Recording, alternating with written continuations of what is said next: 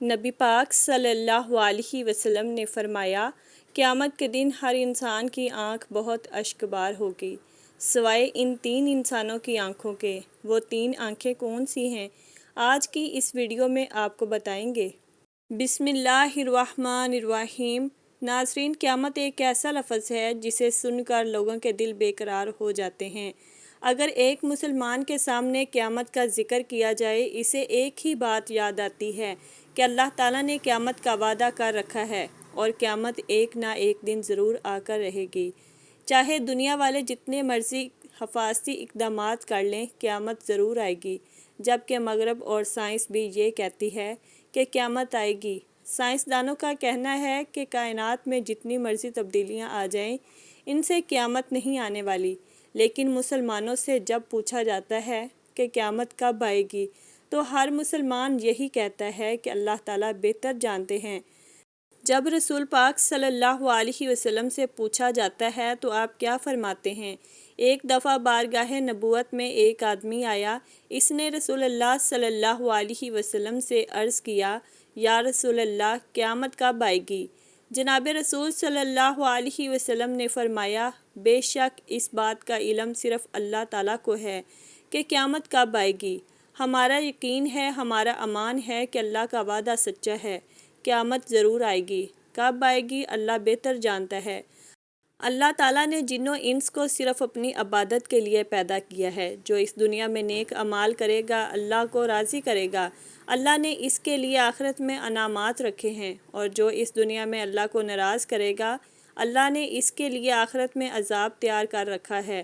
لیکن اللہ رب العالمین نے یہ بھی ارشاد فرمایا ہے، میری عزت کی قسم، میرے جلال کی قسم، میرے بلند مرتبے کی قسم، جب تک میرے بندے مجھ سے مغفرت طلب کرتے رہیں گے، میں انہیں معاف کرتا رہوں گا۔ انسان کی خصلت ہے کہ وہ نسیانے سے محفوظ نہیں رہ سکتا۔ اس کے تحت وہ دانستہ یا نادانستہ گناہ کر بیٹھتا ہے، لیکن بہترین انسان وہ ہے جسے گناہ کے بعد یہ احساس ہو جائے کہ اس سے غلطی ہو گئی ہے۔ اگر اس نے توبہ نہ کی تو یہ غلطی اللہ تعالیٰ کو ناراض کر دے گی۔ اس سے اپنے محبوب مالک کی ناراضگی کسی صورت بھی برداشت نہیں ہوتی، اس لیے وہ فوری طور پر اللہ کریم کے دربار میں حاضر ہو کر گڑ گڑاتا ہے، اور وہ آئندہ ایسے گناہ نہ کرنے کا پکا عزم کرتے ہوئے توبہ کرتا ہے۔ جبکہ اس جہاں میں کئی ایسے بد نصیب سیاکار بھی ہیں جن کو زندگی بھر یہ احساس نہیں ہوتا کہ ان کا مالک ان سے ناراض ہو چکا ہے، اور وہ ہیں کہ دن رات گناہ کرتے چلے جاتے ہیں اور رات کو گہری نیند سو جاتے ہیں، یا مزید گناہوں پر مبنی اعمال میں مصروف رہ کر زندگی گزار دیتے ہیں۔ جبکہ اللہ کریم پہلے آسمان پر آ کر دنیا والوں کو آواز دیتا ہے، اے دنیا والو، ہے کوئی جو مجھ سے اپنے گناہوں کی مغفرت طلب کرے؟ ہے کوئی توبہ کرنے والا؟ میں اسے اپنی رحمت سے بخش دوں۔ گناہ کے بوجھ سے اگر دل بھاری ہو، ذہن پریشانیوں کا شکار ہو جائے تو استغفار کرنا آپ کے دل کو پرسکون کر دیتا ہے، جسے کسی بھی وقت جب چاہیں پڑھ سکتے ہیں۔ بلا شبہ توبہ استغفار کرنے سے اللہ اپنے بندے پر رحمت کے دروازے کھول دیتا ہے۔ ہمارا دین ہمیں گناہوں سے بچنے کا درس دیتا ہے، لہٰذا اگر خلوص نیت کے ساتھ توبہ کی جائے تو بارگاہ الہی میں قبولیت کا درجہ پاتی ہے اور گناہوں کا خاتمہ ہوتا ہے۔ اللہ تعالیٰ نے قرآن مجید میں مسلمانوں کی فلاح کے لیے استغفار کے بڑے فوائد بتائے ہیں۔ قرآن پاک میں ایک جگہ استغفار کی اہمیت اس طرح بیان کی گئی ہے کہ اپنے رب سے معافی مانگتے رہو، بے شک وہ ہمیشہ معافی دینے والا ہے، یعنی صرف اللہ ہی سے رحمت کے طلبگار رہیں، کیونکہ وہی معاف کرنے والا ہے۔ ایک حدیث کے مطابق نبی کریم صلی اللہ علیہ وسلم نے فرمایا کہ اللہ تعالیٰ اسے اپنے عرش کے سائے میں جگہ دے گا جس نے تنہائی میں اللہ تعالیٰ کا ایسے ذکر کیا کہ اس کے آنسو جاری ہو گئے۔ خلوص دل سے اللہ کی بارگاہ میں معافی طلب کرنے سے دعا کو قبولیت کا شرف حاصل ہوتا ہے۔ کسی مومن کے لیے دعا سے بہتر اور کوئی چیز نہیں ہے۔ وہ جو کچھ اپنے رب سے مانگتا ہے، جس بھی چیز کی امید رکھتا ہے، ایک دن اس کا رب اسے نواز دے گا، کیونکہ بحیثیت مسلمان ہمارا یہ یقین ہے کہ صرف اللہ کے پاس ہی یہ اختیار ہے کہ وہ ہماری دعائیں قبول کرنے پر قادر ہے۔ قرآن مجید میں اللہ پاک کا یہ وعدہ ہے، اللہ سے معافی طلب کرتے رہنے سے وہ رزق میں خیر و برکت کرتا ہے مومن کے رزق میں یہ فراوانی ایک مخصوص مدت کے لیے ہوتی ہے۔ اس بات کی وضاحت اس طرح کی گئی ہے کہ انسان اپنی نعمتوں کو جلد فراموش کر دیتا ہے۔ اس حوالے سے فرمان مصطفیٰ صلی اللہ علیہ وسلم ہے کہ جس نے استغفار کو اپنے اوپر لازم کر لیا، اللہ اس کی ہر پریشانی دور فرمائے گا اور ہر تنگی سے اسے راحت عطا فرمائے گا اور اسے ایسی جگہ سے رزق عطا فرمائے گا جہاں سے اسے گمان بھی نہ ہوگا۔ اللہ تعالیٰ ہر مسلمان کو آزمائشوں اور مصیبتوں سے دوچار کرتا ہے۔ در حقیقت یہ مومن کا امتحان ہے۔ اللہ اس طرح مومن کی اپنی ذات اور اسلام پر اقتدار کی مضبوطی کو جانچتا ہے۔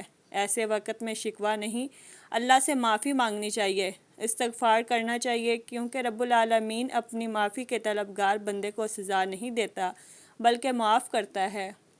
اور عام زندگی میں ہمیں بھی یہی طرز عمل اختیار کرنے کا درس دیتا ہے۔ توبہ استغفار کی فضیلت بندے کے لیے اللہ کی رحمت اور فضل کے دروازے کھول دیتا ہے۔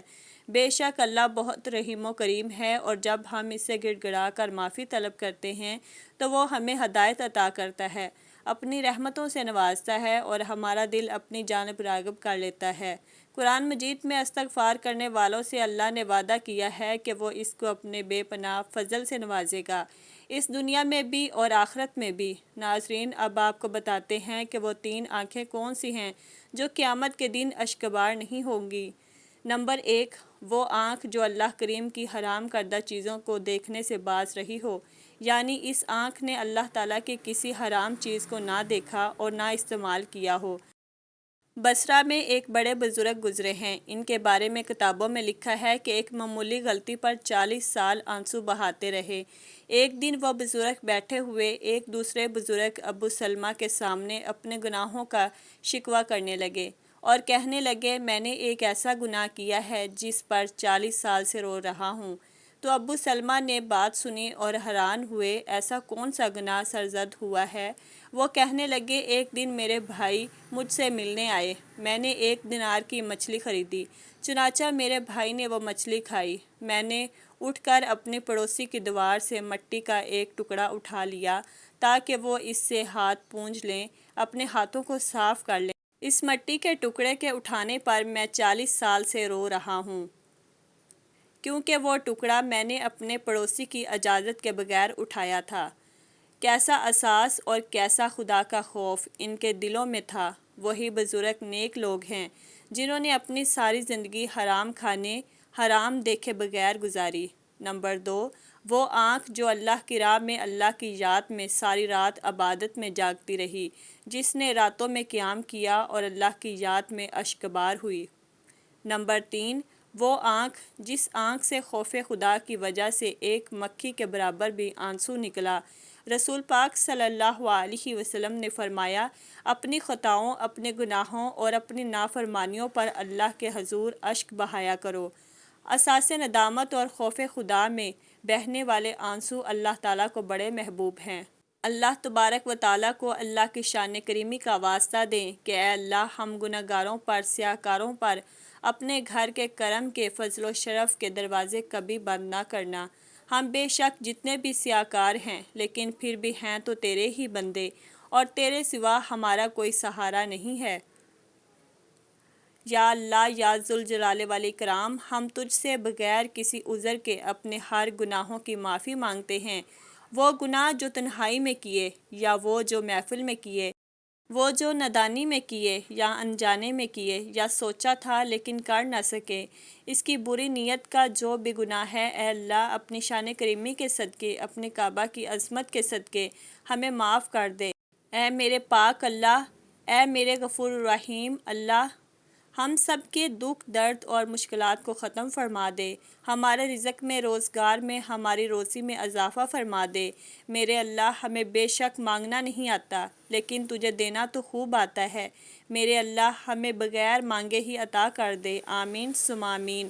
دعا ہے کہ رب کریم میرا سنانا اور آپ کا سننا اپنی پاک بارگاہ الہی میں قبول و منظور فرمائے۔ آمین ثم آمین۔ ناظرین، اپنے رزق میں برکت اور وسعت کے لیے اللہ تعالیٰ کے 99 ناموں میں سے کوئی ایک نام کمنٹ میں ضرور لکھیں۔ جزاک اللہ خیرہ۔ اللہ تعالیٰ ہم سب کا حامی و ناصر ہو۔ آمین۔ السلام علیکم ورحمۃ اللہ وبرکاتہ۔